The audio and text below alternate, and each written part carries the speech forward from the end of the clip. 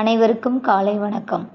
இன்றைய சிந்தனைக்கு ஏபிஜே அப்துல் கலாம் எப்பொழுதும் காரில் செல்லும்போது அவருடைய கார் டிரைவர் ஏதாவது புத்தகத்தை படித்து கொண்டிருப்பாராம். அப்பொழுது அப்துல் கலாம் கேட்டாராம், உங்களுக்கு படிப்பதற்கு ஆர்வம் உண்டா என்று. ஆம், எனக்கு ரொம்ப ஆர்வம் உண்டு அப்படின்னு சொன்னாராம். எதுவரை நீங்கள் படிச்சிருக்கீங்க அப்படின்னு கேட்டாராம். 10ஆம் வகுப்பு வரை படித்துள்ளேன் அப்படின்னாராம். உடனே அப்துல் கலாம் திறந்தவெளி பல்கலைக்கழகத்தின் வழியாக நீங்கள் படிங்க அப்படின்னு அவருக்கு ஒரு புத்துணர்வை ஏற்படுத்தியிருக்கிறார். உடனே அவரும் படித்தார். 12ஆம் வகுப்பை முடித்தார். பிஏ எம்ஏ முடித்தார். டாக்டர் பட்டமும் பெற்றார்.